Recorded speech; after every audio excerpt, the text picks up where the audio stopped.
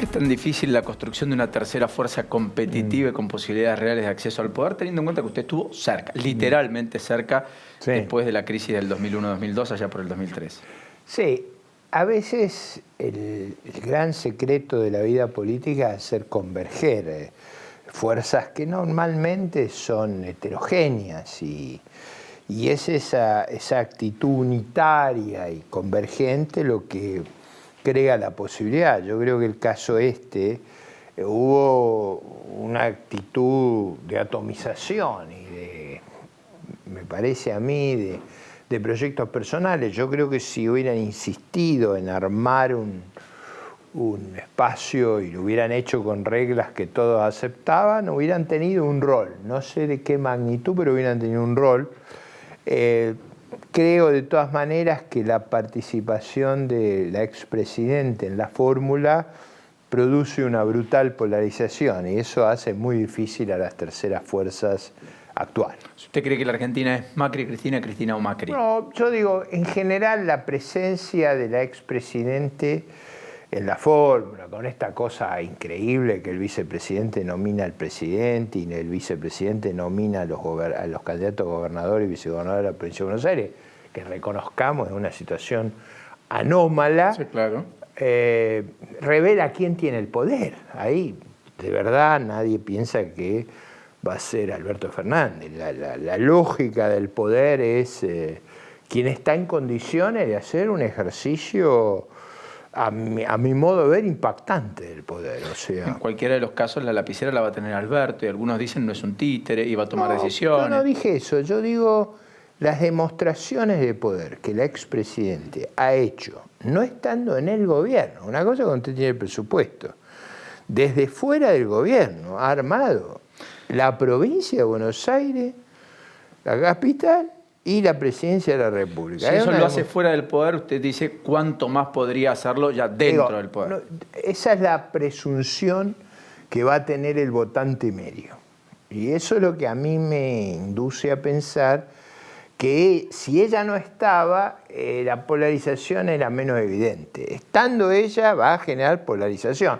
Si será con el oficialismo actual o en el caso que hubiera estado Alternativa Federal, era una cuestión discutible, porque ahí había circunstancias bajo las cuales un tercero podía tomar el lugar del oficialismo actual. Pero me parece que mientras el oficialismo tenga controlada, con sus más y sus menos, la situación económica, los polos del debate están muy claros. ¿Y el gobierno tiene control? ¿Tiene el joystick para que la economía llegue con cierta autonomía? Ha logrado estabilizar la política cambiaria. Dólar a 46, más o menos. Sí, hace un mes y pico que no sé. Eso no quiere decir que la situación esté estabilizada, por dos elementos que son los que yo más importancia le doy. El primero, riesgo país. O sea, el costo de haber estabilizado el tipo de cambio lo paga en el costo de haber desestabilizado los bonos y el riesgo país, que es la variable probablemente más importante que tiene Argentina. Cuando uno tiene que ver la economía argentina, lo primero que tiene que ver es el riesgo país. No solo en nuestro país, en Europa, por ejemplo, cuando se discute la política italiana, el problema es el riesgo país. Es el problema central que determina la solvencia y la sobrevivencia de una estructura fiscal y monetaria de un país. Así que yo creo que eso se le ha desestabilizado, como también, y vinculado a eso mismo, las tasas extravagantes de interés. Entonces, una cosa es que usted estabilice el tipo de cambio sin tasas extravagantes de interés y otra cosa que lo estabilice con tasas extravagantes. Que son las del 70% de más o menos. Son tasas muy altas en términos reales. Ese es el... ¿Y eso podría bajar en los próximos meses? ¿A 40, bueno, por ejemplo, o es inviable? Si el país va a ir hacia un sendero de estabilidad, eso tiene que ocurrir. Eso tiene que ocurrir. ¿Pero en el medio de la transición usted cree que puede pasar? No, yo no dije que va a ocurrir. Si vamos a ir a un sendero de estabilidad, el riesgo país tiene que bajar y mucho más la tasa doméstica de interés. Más aún, yo en general miro después de la elección. Para que la Argentina tenga una salida viable, el riesgo ese que está en 950 tiene que bajar a 400. Si no, todo es imposible de realizar. Ahora, eso va a bajar el día que se conozca qué va a hacer el nuevo gobierno, cualquiera sea, o sea, qué va a hacer en materia de su programa económico y cómo va a enfatizar superar los dilemas que tenemos. Que tenemos dilemas que son complejos, porque no responden a lo que la población cree que son los problemas. Entonces ahí hay un choque de expectativas. O sea, ¿qué tiene que hacer Argentina? Eso sí lo tengo claro, después de la elección. Crecimiento va a ser vigoroso si crecen vigorosamente las exportaciones. El núcleo, el corazón del crecimiento son las exportaciones. Eso le impone ciertas reglas a la política cambiaria. Usted no puede tener un tipo de cambio atrasado ni sobrevaluado. No puede tener en 46 los próximos 2 años con una inflación del 2 mensual. Le gusta el liderazgo argentino. El liderazgo argentino es una cosa que le encanta, tener un tipo de cambio atrasado. Eso no va a ser posible hacia el futuro. Segunda cosa, que sabemos ya, bien clara. El país tiene que aumentar el nivel de inversión. Hoy invierte muy poco. Para que usted tenga una idea clara, el stock de capital de Argentina crece al 1% anual. Eso pone un límite a nuestra tasa de crecimiento. Hay que lograr que eso crezca de 1 a 3. Si crecemos al 3 y el empleo crece al 2, 2,5, podemos absorber el desempleo primero, el empleo informal y el sobreempleo público. Si no crece, no va a ser posible. La tercera cuestión es el crecimiento del empleo. La sociedad no funciona sobre la base de empleo público, planes. Va a necesitar que el pan vuelva a ser ganado con el sudor de la frente. Por eso es tan crucial aumentar la capitalización. Y el cuarto punto es que lo vamos a tener que hacer con equilibrio fiscal, porque si hay alguna posibilidad que las cosas no sean traumáticas, es si le logramos probar al mundo que vamos, y a los propios más que al mundo, que vamos a lograr equilibrar las cuentas fiscales. Hoy todavía están muy desequilibradas. O sea, el gobierno no ha logrado equilibrar las cuentas, sobre todo si usted computa los intereses. Hacia adelante las tenemos que equilibrar. La podemos equilibrar 1, 2, 3 años, o sea, 1 en superávit primario el 2020, 2 el 2021, 2,5, 3 el 2022.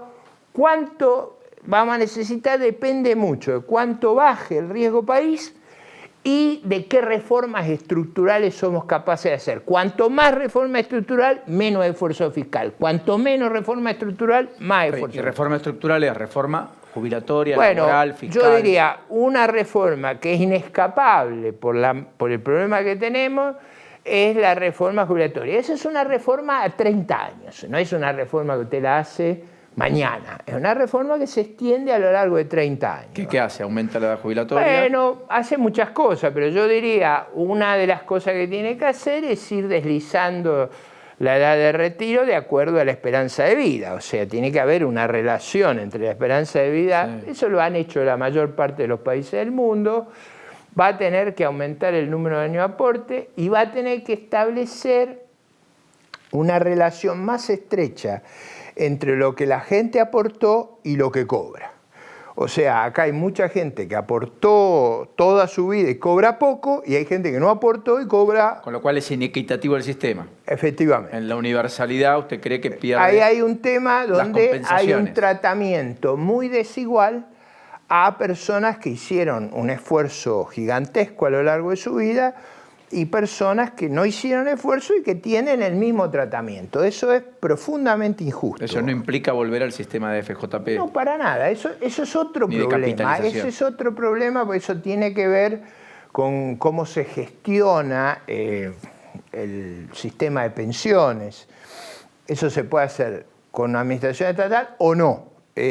Yo en general, la historia en el pasado era que era difícil arrancarle jubilaciones de privilegio a los fondos de pensión. Es decir, estas cosas que nosotros tenemos, que hay jubilados privilegiados de 500.000 pesos y jubilados que aportaron toda su vida de 10.000, es un sistema muy raro. Convengamos que es un sistema raro. En un sistema donde usted retira de acuerdo a lo que contribuye, eso a mí me parece mucho más sano. Pero ahí le van a decir que es un sistema de reparto y que intenta ser equitativo en los últimos años de vida. ¿Pagando jubilaciones de 500.000? No. Eso déjeme jorobar. Estoy hablando la cosa la es... moratoria jubilatoria para los que... Si usted me dijera, en el caso de las personas de menores ingresos, usted haga que su contribución respecto a su retiro tengan una proporción más alta, y a medida que suben la escala de ingresos es más baja, creo que hay una aceptación universal. El problema es cuando usted le da jubilaciones espectaculares, sin aporte a algunos y a otros los mata. O sea, un exdiputado, un exsenador que después un de 4 años... expresidente que cobraba 2 veces la pensión del marido y la jubilación propia. Lo dice por el caso de Cristina. Digo, Vive muy cerca usted de Cristina. es cierto, a media cuadra. Pero digo, es un ¿Está caso... convulsionado el barrio? No, digo, para hacer una cosa simpática, ha mejorado nuestra seguridad. La custodia es tan grande que se acabaron los problemas de riesgo de criminalidad. Hay un montón de gente ahí de custodia que a los vecinos nos favorece. ¿Me imagina vicepresidenta? Bueno, es una posibilidad. Las encuestas revelan que las posibilidades, no, eso más allá de que lo que a mí me guste, la posibilidad está. ¿Usted tiene definido el voto? ¿Eh? ¿Tiene definido el voto? Probablemente, y lo voy a hacer público cuando llegue la circunstancia, pero... ¿Va a ser candidato? No, eso no. Está fuera. Eso no lo voy a hacer. No lo voy a hacer, bueno, yo parto de un análisis que estuvo al comienzo de mi intervención. Que la sociedad está polarizada. Que si la expresidente participa, eso polariza. A mí no me gusta eso, no me atrae. No me parece que sean los verdaderos términos de las opciones de la Argentina, pero es un dato de la realidad.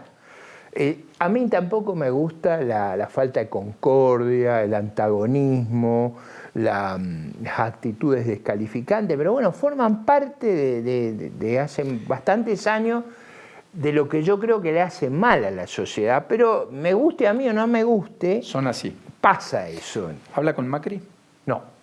He hablado una sola vez de que estuve en la presidencia.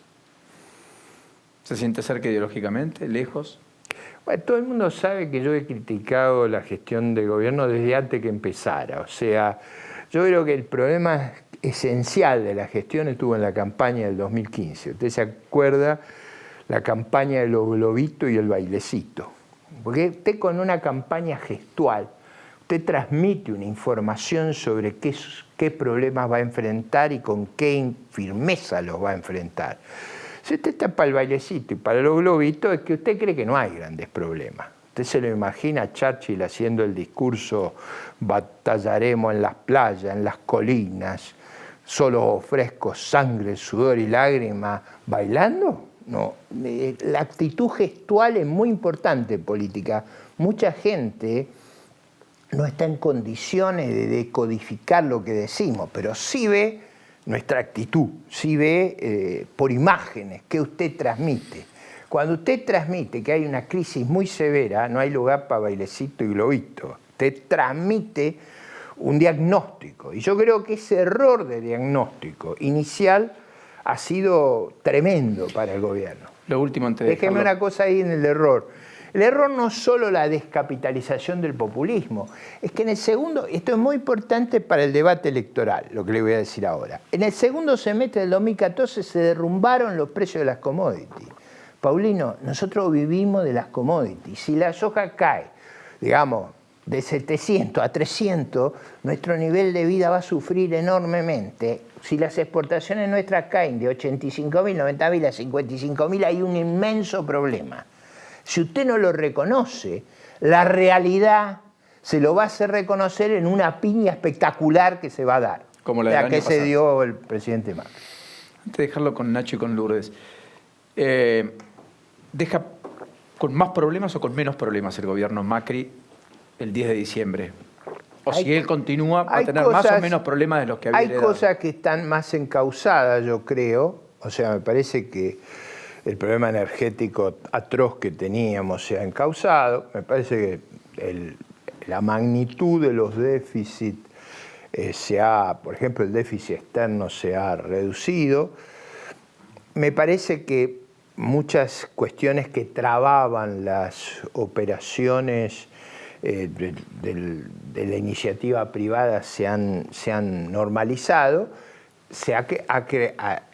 Eso a favor. En contra es que en estos años acumuló una deuda importante. Y esa, por más que esté exagerada los números que se dan, se acumuló una deuda importante, porque esos déficits enormes financiados con endeudamiento, la deuda es postergar la cuenta, no es saldarla.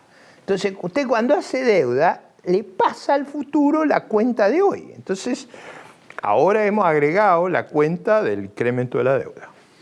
Nacho, Lourdes. Sí, López Murphy, le quiero consultar de su experiencia en la función pública como economista, si encuentra alguna similitud el caso de Duhovne con algún ministro en alguna otra gestión que haya resistido a una devaluación tan brutal como la que resistió Duhovne.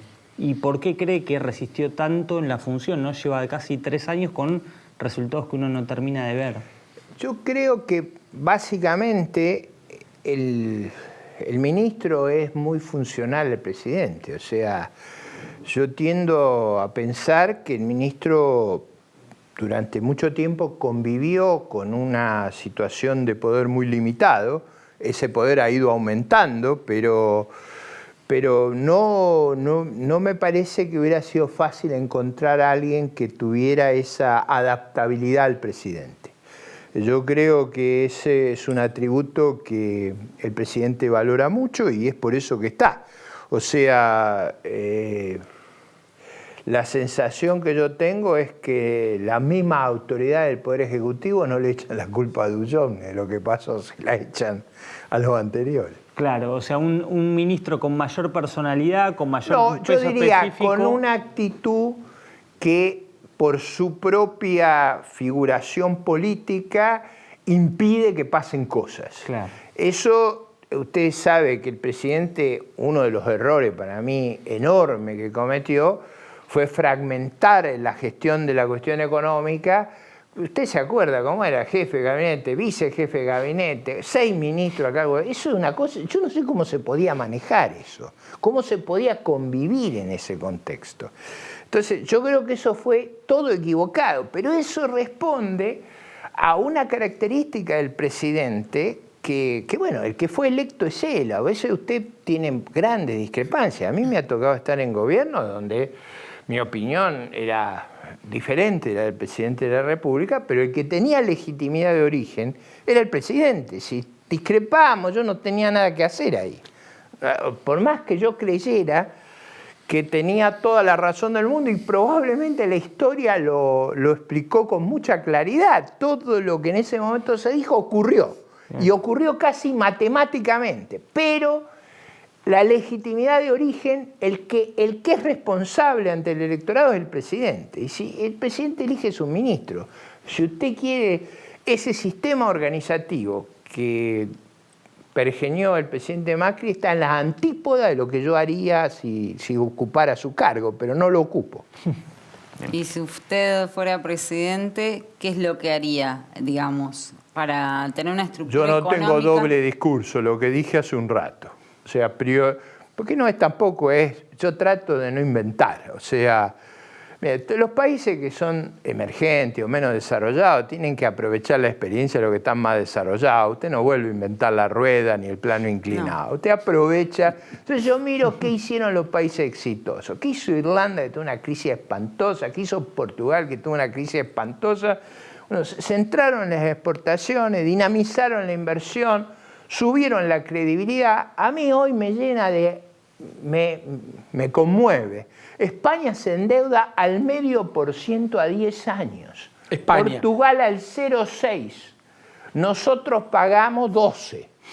O sea, esos países no tienen los recursos que tenemos nosotros. Ahora imagínense lo que será el desorden que tenemos, político, institucional, organizativo, moral, para con los recursos y las posibilidades nuestros estemos metidos en semejante lío e Irlanda y Portugal puedan pagar 0,5%. Ahora, ¿qué es lo que hicieron los irlandeses y los portugueses? Eso sería motivo de una larga entrevista, pero eso es una cosa importantísima de estudiar. Bueno, en muchos casos todo esto que usted muy mencionaba exitosos, muy exitosos. han tenido un crecimiento espectacular, sobre todo Irlanda. Yo estaría mirando los casos exitosos, no los casos fracasados. O sea, a mí jamás se me ocurriría mirar a Cuba y Venezuela, eso ni muerto. Yo miraría, y se los marco, miraría el caso de Irlanda, el caso de Portugal, el caso de Australia. Esos son países muy exitosos. Eso es lo que hay que mirar. La expresidenta dijo que hay que hacer lo que hizo Portugal ahora, que es lo que está haciendo ahora Portugal. El problema es que Portugal pasó por 8 años. Se ríe. Tengo mi familia allí. Es como si usted me dijera, mire, yo le dije que hay una contradicción entre la opinión pública y lo que están ofreciendo los candidatos. Mucha gente está pensando en los años cuando la soja a precios de hoy, está un poco menos, pero a precios de hoy estaba a $700. Si la soja tuviera $700, ninguno de ustedes me escucharía a mí, lo verían a Macri como una figura dominante. Porque con plata es fácil. Eso no está disponible. Eso es muy importante que lo tramitamos a la población, porque tenemos muchas posibilidades. Lo primero es si actuamos con realismo sobre los datos objetivos de la realidad. Cuando usted va al médico, usted no le mete los análisis que se le ocurre para que no... Usted va con el análisis de sangre, el análisis de orina, lo pesa. Por ejemplo, cada vez que voy al cardiólogo me dice la balanza, a mí no hay nada que me moleste más que la balanza. ¿Se está cuidando? Hago algún esfuerzo, hago mucho ejercicio, pero no controlo la ingesta igual que el ejercicio. Acá no es un problema de lo que usted gaste, sino de lo que incorpora. Me quedaría hablando un rato largo, pero lo último que le quiero preguntar, y ayúdeme con la brevedad, porque estoy sobre el cierre. La Argentina tiene un problema cultural, básicamente cultural, que no nos permite dar un debate sincero y que todo lo que hacemos es políticamente lo correcto y no más que eso. Yo creo que hay un problema cultural importante, como hay un problema institucional importante. Pero ninguno de los problemas que nosotros tenemos no se puede resolver. Yo no quisiera terminar con un mensaje negativo. Al revés, yo creo que el país tiene inmensas posibilidades si logra entrar en un sendero de racionalidad. Ahora, tiene que enfrentar los problemas, no los tiene que negar y tiene que revalorizar. Por ejemplo, con esto cierro. La clave del país es hacer que prevalezca la meritocracia en las cátedras universitarias, en la justicia, en la administración pública, en la política. ¿Qué es lo contrario a la meritocracia? El acomodo, el privilegio, los cortesanos. Acuérdese, la clave es que pongamos a los mejores y los más esforzados, los más valiosos, los más sanos y los más honestos. Es el criterio de la Constitución, la idoneidad.